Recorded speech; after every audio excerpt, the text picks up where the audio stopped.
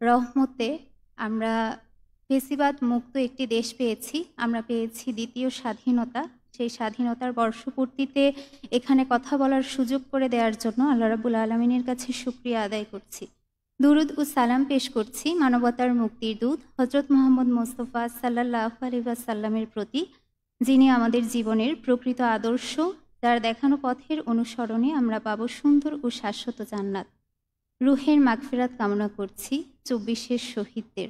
বাংলাদেশ ইসলামী ছাত্র শিবির ঢাকা বিশ্ববিদ্যালয়ের শাখাকে অসংখ্য ধন্যবাদ জানাচ্ছি জুলাইয়ের বর্ষপূর্তি উপলক্ষে চমকপ্রদ আয়োজন আমাদেরকে উপহার দেওয়ার জন্য। আমার সামনে উপবিষ্ট শ্রোতাবিন্দুদেরকে জানাচ্ছি আন্তরিক সালাম। সালামু আলাইকুম ওয়া রাহমাতুল্লাহি ওয়া বারাকাতুহু। আজকের এই দিনে আমি শ্রদ্ধা ভরে স্মরণ করছি, দোয়া করছি ২৪-এর শহীদদের, আহতদের স্মরণ করছি, আন্দোলনের ভিত গড়ে দেয়া প্রত্যেক সংগ্রামী যোদ্ধাদেরকে শ্রদ্ধা ভরে স্মরণ করছি। সেই সাথে স্মরণ করছি জুডিশিয়াল কিলিংয়ের শিকার হওয়া ভারত বিরোধী ও আওয়ামী ফেসি বিরোধী সকল নেতাদের, স্মরণ করছি পিলখানার শহীদদের, সাপ্তার শহীদদের, আল্লামা সাঈদীর রায়ের বিপক্ষে ফুঁসে ওঠা জনতার মাঝের শত শত শহীদদের, গুম খুনের শিকার হওয়া প্রতিটি ব্যক্তিকে স্মরণ করছি। নিহত হওয়া প্রত্যেক ব্যক্তিকে আল্লাহ রাব্বুল আলামিন যেন শহীদ হিসেবে কবুল করে নেন, আল্লাহর কাছে সেই আরজি রেখে শুরু করছি। প্রিয় উপস্থিতি, জুলাইয়ের বর্ষপূর্তি উপলক্ষে প্রাপ্তির বিষয়ে যদি বলতে চাই, সবচেয়ে বড় প্রাপ্তি আমরা এখানে দাঁড়াতে পেরেছি, আমরা কথা বলতে পেরেছি। স্বাধীন দেশে আমরা প্রকৃত স্বাধীনতার স্বাদ আস্বাদন করতে পারছি।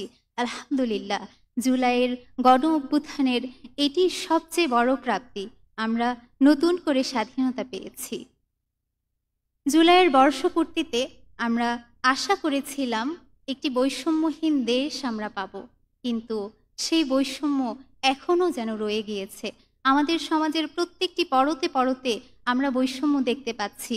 বিশেষ করে দাড়ি, টুপি, হিজাব নিয়ে যে বৈষম্য আমরা ১ বছর পূর্বে দেখেছিলাম, সেই বৈষম্য এখনও রয়ে গিয়েছে। যে নারী শিক্ষার্থীরা, ঢাকা বিশ্ববিদ্যালয়ের নারী শিক্ষার্থীরা এই আন্দোলনে প্রত্যক্ষভাবে অংশগ্রহণ করেছে, সেই নারী শিক্ষার্থীদের, হিজাবি শিক্ষার্থীদের এখনও বৈষম্যের শিকার হতে হচ্ছে। অত্যন্ত দুঃখের সাথে বলা যাচ্ছে, আমরা যখন গবেষণা কার্যক্রমে অংশগ্রহণ করতে যাচ্ছি ঢাকা বিশ্ববিদ্যালয়ে, সেখানেও আমাদেরকে পিছিয়ে দেয়া হচ্ছে আমরা হিজাব পরি সে কারণে, অথচ আমাদের টপ রেজাল্ট আছে, সব ধরনের যোগ্যতাই আছে। এটি অত্যন্ত দুঃখজনক। যে বৈষম্যকে নিরসনের জন্য এই আন্দোলনের ভিত গড়ে উঠেছিল, সেই বৈষম্য এখনও দূরীভূত হয়নি। আমরা আশা করেছিলাম মববাজি, ট্যাগিং, বিভাজনের রাজনীতি বন্ধ হবে, কিন্তু এই বিষয়গুলো আমরা এখনও লক্ষ্য করতে পারছি। ধর্মকে নিয়ে ট্যাগিং, বিভাজনের রাজনীতি, জুলাইয়ের ক্রেডিট নেওয়া, প্রত্যেকটা বিষয়ে আমরা অনেক বেশি দেখতে পাচ্ছি। আমরা আশা করেছিলাম ধর্ষণমুক্ত, দুর্নীতিমুক্ত সমাজ হবে, কিন্তু দুঃখের সাথে লক্ষ্য করা গিয়েছে জুলাই বিপ্লবের ১ বছরের মধ্যে আমরা অনেকগুলো নৃশংস ধর্ষণের ঘটনা দেখেছি, যার মধ্যে অনেকগুলোরই এখনো বিচার হয়নি। আমরা আশা করেছিলাম যে বাংলাদেশের যে আন্দোলনে নারীরা প্রত্যক্ষভাবে অংশগ্রহণ করেছে, প্রত্যেকটা সেক্টরের নারীরা অংশগ্রহণ করেছে, সেই নারীদের নিরাপত্তা নিশ্চিত হবে, কিন্তু দুঃখজনক হলেও সত্য, নারীদের নিরাপত্তা এখনও নিশ্চিত হয়নি। কিন্তু নারীদের অধিকারের নামে এক ধৃষ্ট নারী সংস্কার কমিশনের মাধ্যমে পরিবার ব্যবস্থাকে ধ্বংস করে দেওয়ার এক চক্রান্ত আমরা দেখতে পেয়েছি। আমরা আশা করেছিলাম ধর্ম নিয়ে কটূক্তি, অনুভূতিতে আঘাত বন্ধ হবে, কিন্তু জঙ্গিবাদের নাটক এখনও চলমান। আমরা আশা করেছিলাম গণহত্যাকারী এবং তাদের দোসরদের বিচার হবে, কিন্তু ১ বছর পেরিয়ে যাওয়ার পরেও আমরা গণহত্যাকারীদের বিচার দেখতে পাইনি। এই দেশের শৃঙ্খলা, শিক্ষা ব্যবস্থা, সংস্কৃতিকে যারা ধ্বংস করে দিয়েছে, তাদের আমরা দেখতে পাচ্ছি বহাল তবিয়তে বুক ফুলিয়ে ঘুরে বেড়াচ্ছে, যা অত্যন্ত দুঃখজনক। আমরা আশা করেছিলাম শহীদ পরিবারের দায়িত্ব গ্রহণ করা হবে, আহতদের পুনর্বাসন করা হবে, কিন্তু এখনও আহতদের সুচিকিৎসা নিশ্চিত হয়নি। এখনও ৬ জন অশনাক্ত শহীদের লাশ মর্গে পড়ে রয়েছে। আমরা আশা করেছিলাম ভিন্ন দেশের নয়, বরঞ্চ বাংলাদেশের স্বার্থ প্রাধান্য পাবে। কিন্তু দুঃখজনক হলেও সত্য, জনগণকে না জানিয়ে দেশের ক্ষতির আশঙ্কা আছে এমন বিভিন্ন চুক্তি করা হচ্ছে, যা আমাদের জুলাইয়ের প্রত্যাশাকে নষ্ট করে দিয়েছে। আমরা যেই আশা করেছিলাম জুলাইয়ের গণ অভ্যুত্থানের মাধ্যমে আমরা আমাদের দেশে সমাজে যেই পরিবর্তন দেখতে পাবো, সেই পরিবর্তন এখনও আমাদের দৃষ্টিগোচর হয়নি।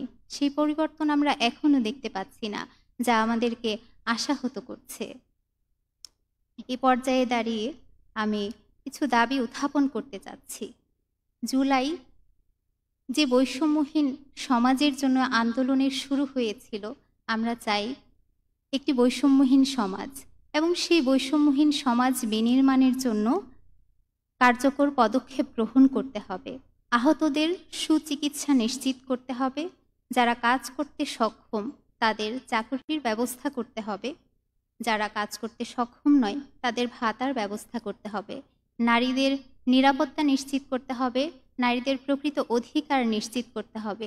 কতিপয় নারীবাদীদের দৃষ্টিতে নয়, বরঞ্চ আপামর নারীদের দৃষ্টিতে দেখে নারীদের সমস্যাগুলো চিহ্নিত করতে হবে এবং সে অনুযায়ী সমাধান দিতে পারতে হবে। কোনো ধরনের ট্যাগিং, মব সৃষ্টি, বিভাজনের রাজনীতি করতে দেয়া যাবে না। ট্যাগিং, মব সৃষ্টি এবং বিভাজনের রাজনীতির সকল পথ বন্ধ করে দিতে হবে। ধর্মীয় অস্থিরতা ও বিভাজন সৃষ্টির সকল অপচেষ্টার বিরুদ্ধে ব্যবস্থা নিতে হবে। গণহত্যা, দেশের অর্থনীতি, শিক্ষা, সংস্কৃতি নষ্ট করার কারিগরদের বিচার নিশ্চিত করতে হবে। আমরা চাই দেশের অর্থনীতি এবং দ্রব্যমূল্যের যে ঊর্ধ্বগতি, এই বিষয়গুলো নিয়ন্ত্রণে নিয়ে আসা হোক। আমরা একটি সুষ্ঠু নিরপেক্ষ নির্বাচন চাই। আমরা চাই দেশের প্রত্যেকটি সেক্টরে শৃঙ্খলা প্রতিষ্ঠিত হোক, দেশের প্রত্যেকটি সেক্টরে বৈষম্য ভুলুণ্ঠিত হোক। জুলাইয়ের এই বর্ষপূর্তিতে দাঁড়িয়ে এই দাবিগুলো উপস্থাপন করছি, যে শহীদেরা তাদের বুকের তাজা রক্ত বিলিয়ে দিয়ে গিয়ে আমাদেরকে একটি স্বাধীনতা উপহার দিয়ে গিয়েছে। সেই স্বাধীনতাকে রক্ষা করা কেবল অন্তর্বর্তীকালীন সরকার বা নির্বাচনের মাধ্যমে বিজয়ী সরকারেরই দায়িত্ব নয়। আমরা দেশের যারা জনগণ আছি, আমাদেরও দায়িত্ব এই দেশকে বিনির্মাণের জন্য, এই দেশকে নিয়ে চিন্তা করার জন্য, এই দেশের ভবিষ্যৎ বিনির্মাণের জন্য। সেজন্য আজকে উপস্থিত শ্রোতাদের কাছে এবং পুরো দেশবাসীর কাছে আমার আহ্বান থাকবে, চলুন জুলাইয়ের বর্ষপূর্তিতে আমরা আবারও জুলাইয়ের প্রেরণায় উজ্জীবিত হয়ে দেশ এবং জাতি বিনির্মাণে যাবতীয় বিভাজন ভুলে গিয়ে ঐক্যবদ্ধ হয়ে আবারও কাজে নেমে পড়ি। আমাদেরকেই এই দেশ বিনির্মাণ করতে হবে। মহান আল্লাহ রাব্বুল আলামিন আমাদেরকে তাওফিক দান করুন, আমাদের প্রচেষ্টাগুলোকে কবুল করে নিন। আল্লাহর কাছে এই দোয়া করে শেষ করছি। ওমা তাওফিক ইল্লা বিল্লাহ। আসসালামু আলাইকুম ওয়া রাহমাতুল্লাহ।